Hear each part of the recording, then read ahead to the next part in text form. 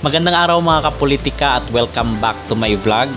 Ating pag-uusapan sa videong ito, itong volleyball pa rin patungkol sa Creamline Cold Smasher.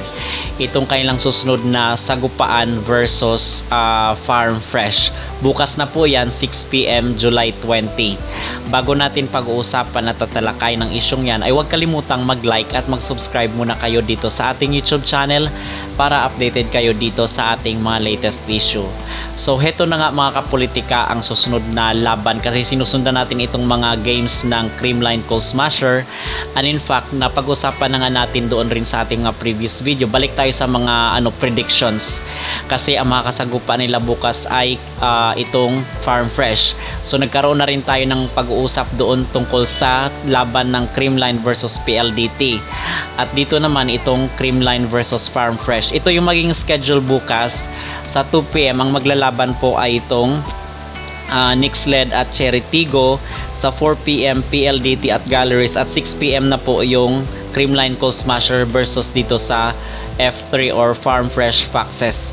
So bakit natin ito pinag-uusapan mga kapolitika? Kasi merong mga usap-usapan sa social media at mga kumakalat na impormasyon na ang posibilidad na matatalo umano ng Farm Fresh itong Creamline Cold Smasher. So ito yung ating bibigyan ng opinion, ano ba yung nakikita natin at mga forecast kung talaga nga bang matatalo, may posibilidad na matatalo ng Farm Fresh itong Creamline Cold Smasher. Kasi meron tayong mga napanood na kung saan wag daw ismulin ng Creamline itong Farm Fresh kasi base doon sa All Filipino Conference ay muntikan ng mahabol ng Farm Fresh itong Creamline Cold Smasher. The fact na andun sila Tots Carlos at si Gemma Galanza, and how much more na kung saan is marami sa kanilang key players ay wala nga dito sa open conference sa PVL.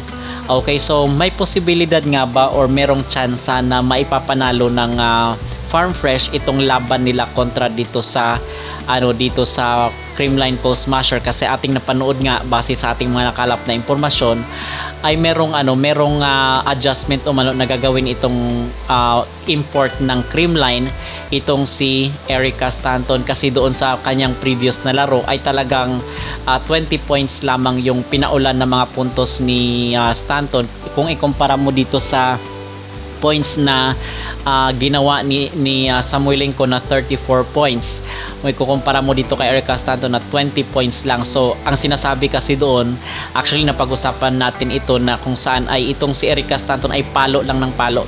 Parang bomba lang ng bomba dito sa pag-spike, kahit basang-basa na yung kanyang pag-spike. So ang sabi doon ay meron umanong adjustment itong si Erica Stanton na gagawin kasi parang hindi daw satisfied nga yung mga supporter nitong Creamline at itong kupunan nila Alyssa Valdez. Hindi daw satisfied dito sa pinakitang kasi under pressure sila ngayon mga kapolitika, most especially na sila yung champion. So yung expectation ng mga supporters dito sa Creamline ay talagang hindi na meet ng Creamline Cold Smashers. Ang sabi nga daw ng iba, bakit hindi daw kumuha ng malalakas na import itong Creamline at the same time itong sister team nila sa Rebesco na itong Chocomocho Flying Titans. But that's another issue mga kapolitika. Okay, so sino nga ba ang mananalo bukas sa labanan dito sa Farm Fresh? Most especially na ang sinasabi ng iba ay meron umanong tsansa rin na mananalo itong Farm Fresh versus dito sa Creamline Cold Smasher. Well, sa tingin naman natin mga kapolitika, kasi sinasabi na natin ito doon sa ating previous video na kung saan ay malaki ang posibilidad na mananalo pa rin itong Creamline Cold Smasher. So I will give 70% na mananalo itong Creamline at 30% lamang po ang Farm Fresh. So ito yung sasagutin natin bakit 30% lang ang ibinigay natin sa Farm Fresh at 70% ay ibinigay natin dito sa Creamline Cold Smasher na maipanalo nila yung laro. So unang-una sa sinasabi nga natin itong open conference ay labanan po ito ng mga import. So doon sa to be fair naman dito sa import ng Creamline ay talagang nagpamalas naman talaga rin siya ng galing. Yun nga lang ay talagang nawala yung connection at yung chemistry nila, yung end ng laro kung saan ay parang yung sets ni Negrito ay talagang isa rin yung talaga sa mga factor. Kumbaga hindi na bigyan ng magandang sets ito itong ibang players ng Creamline Cold Smasher. So dito sa side ni Stanton, ang nakikita natin is malaki ang potential niya, most especially nga na bata pa itong American player na ito. So ibig sabihin yan ay malaki pa yung maging adjustment na kanyang gagawin kasi maliksi pa siya at mabilis rin siya, kasi nakikita naman natin doon.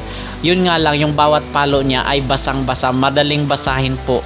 Okay, so kasi dito sa laro is hindi lamang po palakasan ito, no, ito rin po ay laro ng patalino at padiskartihan. Okay, hindi lang palo ng palo, most especially kung andyan yung mga blockers sa harap mo, kasi nakikita natin doon yung talagang depensa ng PLDT, most especially dito sa floor defense. Okay, dito yung nawala yung momentum ng Creamline dahil sa mga depensa ng PLDT. So ito yung dapat napunan at i-fill in the blanks nitong Creamline, kasi ito yung wala sa kanila noong nakaraang laro nila sa PLDT. Itong itong kanilang import is sinasabi natin na magaling na nga ito, 'di ba? Wala nang dapat pang patunayan itong import. Ang gawin na lang talaga is yung adjustment niya na kanyang i-execute doon sa loob ng court bukas. So itong si Stanton may possibility na maging buhatera rin ito ng kanyang team kung ma-execute niya, kasi sa sinasabi niya nga na meron siyang adjustment. So titingnan at papanoorin na lang natin mga kapolitika, ano ba yung mga adjustment, kasi ang sinasabi niya ay magkakaroon na siya ng mga off-speed spikes, just like yung ginawa ni Samoilenko, na kung saan is yun ang wala dito kay Stanton. Si Samoilenko kasi is kahit off-speed yun, alam niya kung saan niya ilulusot yung bola at saan niya pababagsakin. So doon niya pinapabagsak yun sa walang tao. So yun dapat ang gagawin nitong si Erica Stanton, na kung saan ay patalinuhan ito, padiskartihan itong masusunod na sagupaan. So bakit 30% lang din yung actually meron rin nga tayong mga balibalita na kung saan ay may posibilidad rin na maglaro itong si Alyssa Valdez bukas. So yan din ang ating aabangan mga kapolitika, kasi parang kinakailangan rin naman talaga, most especially sa mga crucial moments, itong presensya ni Alyssa Valdez sa loob ng court. At bakit lamang 30% yung binigay natin dito sa Farm Fresh? Sa kadahilan ng mga kapolitika na kung saan ay mahina rin ito sa depensa itong team na ito. Although magagaling rin yung spiker nila, itong ang magbubuhat lang talaga dito sa kanila is itong import, kasi nga itong open conference ay laban na ito ng mga import. Magaling itong import ng Farm Fresh. Yun nga lang ay parang ginagawang setter itong import ng Farm Fresh. So dapat magkaroon rin sila dito ng adjustment. Kung makikita nyo doon sa laro nila, doon sa nakaraang laro nila with Cheritigo, ay talagang parang ginawang setter itong si Murillo, and at the same time parang parang ginawa rin siyang itong sa depensa.